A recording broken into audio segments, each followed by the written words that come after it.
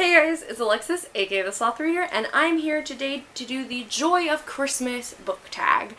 I was kind of on the hunt for something Christmassy to do on my channel because I was like, I don't really have any Christmas themed videos. And so I just decided, instead of trying to make on my own because I'm too lazy for that, I just decided I would go ahead and do a book tag. And that is what I am here to do today. And of course, like always, I will leave the original creator's video down below so you guys can go check it out if you want to. The first question is anticipation. Christmas excitement is real. What book releases are you anticipating? And I kind of chose a few from the start of 2017 because of course we don't know too much. And I did limit myself to books that already had like a synopsis, a title, a cover. That way I wasn't saying just like the next Throne of Glass book or the next book in the Illuminate files, so that kind of thing. So I do have 4 that I'm pretty excited for. The first is A Conjuring of Light by V.E. Schwab, the epic conclusion to her Shades of Magic series, which, as you guys know, is very dear to my heart. I love it so much, and I'm so excited and scared and worried, and if any of my babies die, I'm gonna be so upset. The next one is History Is All You Left Me by Adam Silvera. I've been very, very eager to see what narratives Adam Silvera comes up with next. I really liked More Happy Than Not when I read it in the beginning of 2016, and pretty much everybody who's read it has been saying some pretty good things about it, so I'm excited to see it and finally have it in my hands. The next is King's Cage, obviously the 3rd book in the Red Queen series by Victoria Aveyard. This one I'm just so excited about because the second one ended on this major note, and I'm so excited to see where it goes next and to see what is in store for these characters, and I really have been following Mare's character growth pretty heavily because I love it, so I'm excited to see how her character handles these new trials ahead of her. The last one is the Because You Love to Hate Me anthology that pairs booktubers and authors together to write like villain origin stories, I guess. And I don't know, of course being on booktube, it's been talked about a bunch, and I follow most of the booktubers and I've read most of the authors included in this collection, so I'm very, very excited for it to finally come out. The next question, question 2, is Christmas songs and carols. What book or author can you not help but sing praises of? And that is going to be one of the authors I discovered in 2016 that has slowly become my obsession and the series that started it all, and that is going to be the Shades of Magic series, obviously by V.E. Schwab. Pretty much I love V.E. Schwab. I love her as a person, I love her as a writer, and I've met her in person, nicest lady ever. She loves to fangirl with you, and it's awesome, and she's so smart, and hearing her answer questions is so, like, she's just so articulate, and she's a queen in my eyes, and I love this series, and I'm pretty much going to buy and read everything she ever comes out with in the near future, but I love this series in particular so, so, so much, and I just want everybody to read them, and just support Victoria because she's great. Just do it, okay? She's wonderful, she's a nice lady, she's a wonderful writer, just do it. The next question is Gingerbread Houses. Which book or series has wonderful world building? And I'm gonna go with maybe an unpopular one, and that is Three Dark Crowns by Kendar Blake. Kendar Blake is a new recent author I have fallen in love with, and I know a lot of people really didn't like the world building in Three Dark Crowns, but I personally really loved it.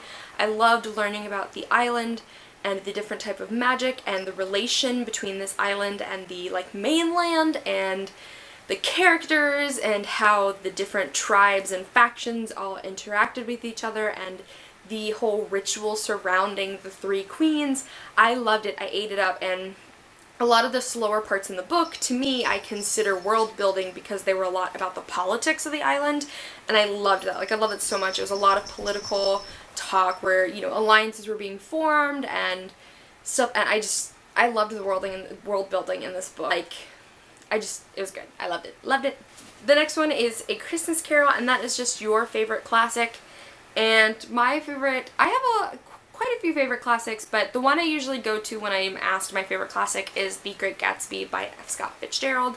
I read this one back when I was in high school, and I just love it. I've said it before that I'm very fond of stories that are about unlikable people who get into trouble because they're so unlikable, and I definitely think that The Great Gatsby might have been the story that really started that like for me, because I mean really all of the characters in this book are shallow and selfish and self-absorbed, and they all kind of want what's best for them under the mask of what's best for everybody else. And I just really love this story, and it's about so much more than what's on the surface of it, and it's really, really good. And there have been some wonderful movie adaptations, which I recommend. If you're not eager to pick the book up, I would still suggest even the movies so that you can at least get the beauty of the story itself. The next one is Christmas Sweets. Which book would you like to receive for Christmas? I have actually asked for a few books for Christmas, but the one that I'm most excited about is one I actually asked for my birthday, not for Christmas, and my birthday's in January, and that is the illustrated edition of Harry Potter and the Chamber of Secrets. I specifically asked for it in the Spanish edition, so that I can read it, and it's just, I got my grandma to buy me Harry Potter and the Philosopher's Stone in the Spanish edition last year for my birthday, so I was like, Grandma, keep it up, give me that one. So I'm hoping she follows through with it because I really want it, and I want to add it to my collection, and also my foreign editions collection, and I'm so excited. It's so pretty, and I want it. I just want it.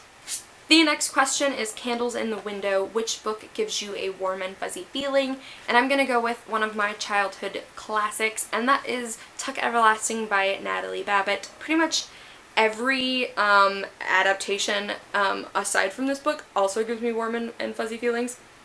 This book is so wonderful.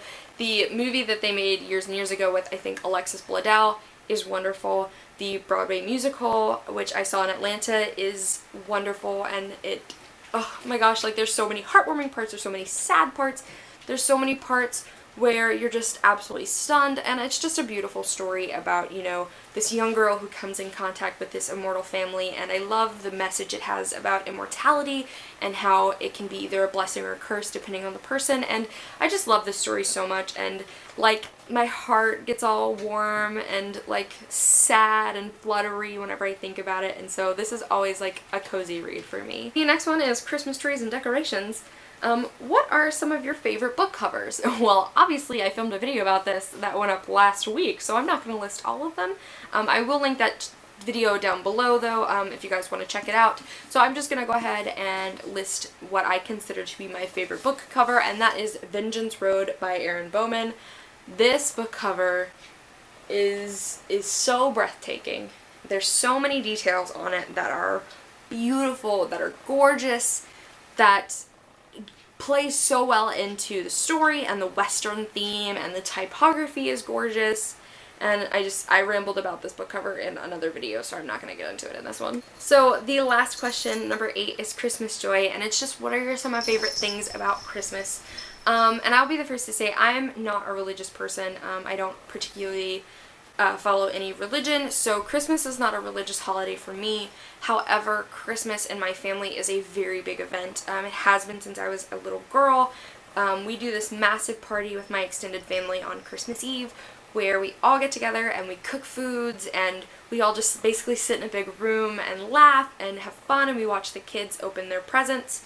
And it's a lot of fun, and it's like a 7-hour-long party where we all just get together and have fun, and we laugh, and we get to see people we haven't seen all year round, and it's my favorite part of the entire year because of just how much fun I have spending time with my family. And so in the simple short of it, family is my favorite part of Christmas, and getting to spend time with my family and getting to see people that I don't get to see every day, and that's what Christmas means to me, is just spending time with my family. Alright, well, we ended that one on a pretty gushy note. I'm sorry my cats have been running around through this whole video, too. Sometimes they just get, like, random bursts of energy and they can't, like, chill out. Usually it seems like it's always when I'm filming video.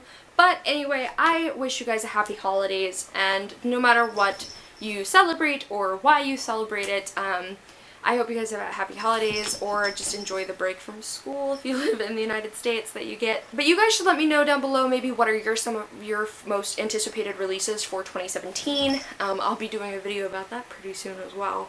But yeah, you guys should let me know the answers down below, and I'll see you guys soon with another video.